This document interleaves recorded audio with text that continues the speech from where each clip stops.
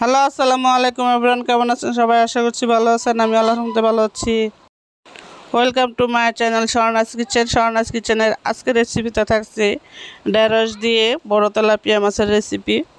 তো ঢেঁড়সগুলো যেহেতু করছি তার জন্য আমি ঢেঁড়সগুলোকে আস্তে আস্তে রেখে দিয়েছি, এবং আস্ত ঢেঁড়সটা রান্না করলে খুবই ভালো লাগে খেতে। তো সাথে আমি একটা আলু চিকন করে কেটে নিয়েছি ঢেঁড়সের মতো করে।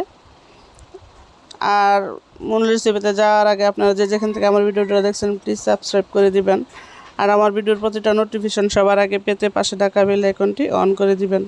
আর ভালো লাগলে লাইক কমেন্ট শেয়ার করবেন।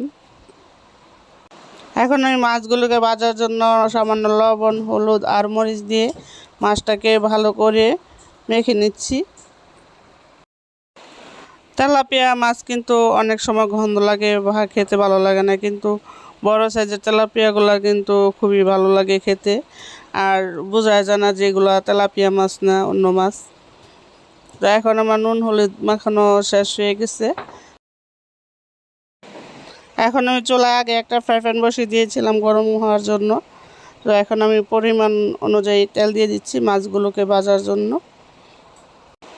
আর অবশ্যই মাছ ভাজার সময় তেলটাকে ভালো করে গরম করে উপরে সামান্য একটু লবণ ছিটা দিয়ে নিতে হবে, তাহলে মাছটা খুব সুন্দরভাবে ভাজার সময় উল্টানো পাল্টানো যায়। এখন আমি তেলটার মধ্যে সামান্য একটু লবণ দিয়ে দিচ্ছি আগেই। তো তেলটা বেশি একটা গরম হয় নাই, তারপরেও আমি একটু নাড়াচাড়া দিয়ে মাছগুলো দিয়ে দিব এটাতে, যেহেতু এটা ফ্রাই প্যান বেশি একটা লাগবে না। এখন আমি সবগুলো মাছে একটা একটা করে সুন্দর করে ফ্রাই প্যানে দিয়ে দিচ্ছি, এবং সুন্দর করে মাছগুলোকে লাল লাল করে ভাজতে হবে। বেশি কড়া না, কিন্তু ভাজাটা সুন্দর হতে হবে, এরকম করে ভাজবো।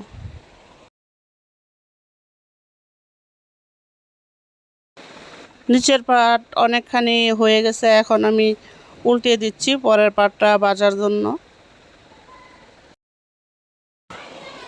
মাছটাকে আমি ভালো করে দুনো পাশে উল্টিয়ে পাল্টিয়ে ভেজে নিচ্ছি। আর আমি এই মাছটা কিন্তু রান্না করব সরিষা বাটা দিয়ে। আশা করছি ভিডিওটা না টেনে সম্পূর্ণ ভিডিওটাই দেখবেন, আর ভালো লাগলে অবশ্যই লাইক কমেন্ট শেয়ার করবেন। এখন আমি মাছগুলোকে উল্টিয়ে পাল্টিয়ে ভালো করে দুই পাশে ভেজে নিয়েছি, এবং মাছটাও তুলে আমি এই ফ্রাই প্যানেই তরকারিটা বসিয়ে দেব। মাছটাকে তোলার আগে আমি একটু সাইড করে নিয়ে নিচ্ছি, এবং পেঁয়াজগুলোকে আগে দিয়ে দিচ্ছি যাতে পেঁয়াজগুলো একটু মজে আসে। এখন আমি মাছগুলোকে তুলে পেঁয়াজগুলোকে আমি মাঝখানে নিব।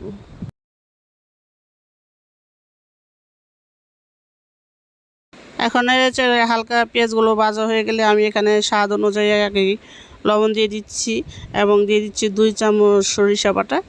সরিষা বাটার সাথে রসুন আছে, রসুন দিয়ে আমি সরিষাটাকে বেটেছি, তার জন্য আমি এখানে রসুন বাটাটা আর এক্সট্রাভাবে দিলাম না। এখন আমি আগে দিয়ে দিচ্ছি আলু, যেহেতু ঢেঁড়স সিদ্ধ হয়ে যাবে আগে, তার জন্য আমি আলুটা আগে দিয়ে দিয়েছি। এখন আমি সামান্য একটু হলুদ, হাফ চামচের মতো হলুদ দিয়েছি, হাফ চামচের মতো মরিচের গুঁড়ো আর হাফ চামচের মতো ধনিয়া গুঁড়ো দিয়ে ভালো করে ঢেঁড়সটাকে কষিয়ে নিচ্ছি। এখন ঢেঁড়সটাকে আবার আমি ভালো করে উল্টিয়ে পাল্টিয়ে একটু নেড়ে চেড়ে নিচ্ছি, দিয়ে আবার 2-1 মিনিটের মতন কষিয়ে আমি এটাতে পরবর্তীতে জল দিয়ে দিব।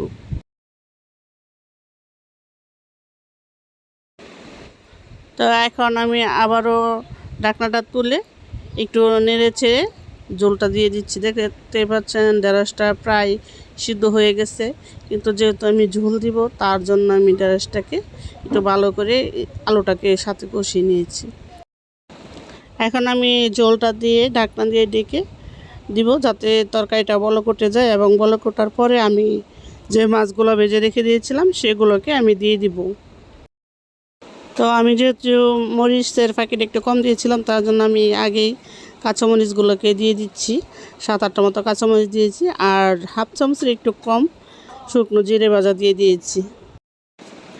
এখন আমি তরকারিটাকে নেড়ে ছেড়ে উপরে যে মাছগুলো ভেজে রেখেছি সেগুলোকে আস্তে আস্তে দিয়ে দিচ্ছি যাতে মাছগুলো ভেঙে না যায়। তো এখন বলক ওঠার পর আমি আবারও একটু নেড়ে ছেড়ে উপরে ধনে পাতা কুচি করে রেখে দিয়েছি সেগুলোকে দিয়ে দিব।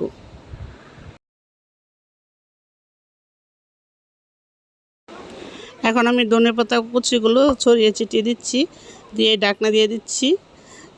ধনেপাতার এই ঘ্রাণটা কিন্তু খুবই ভালো লাগে যে কোনো সবজিতে।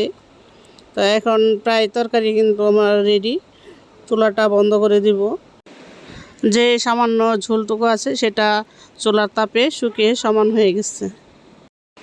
তো আমার ঢেঁড়স দিয়ে আর সরিষা বাটা দিয়ে তেলাপিয়া মাছের রেসিপি কমপ্লিট। তো আমার রেসিপিটা যদি ভালো লেগে থাকে তাহলে প্লিজ সাবস্ক্রাইব করে পাশে দেখে যাবেন, আর ভালো লাগলে লাইক কমেন্ট শেয়ার করবেন, আর পাশে থাকা বেল আইকনটি অবশ্যই অন করে দিবেন। এতে করে আমি যখনই কোনো নতুন ভিডিও ছাড়ব তো আপনার এখানে নোটিফিকেশন সাথে সাথে চলে যাবে। তো সে পর্যন্ত ভালো থাকবেন। আল্লাহ হাফেজ।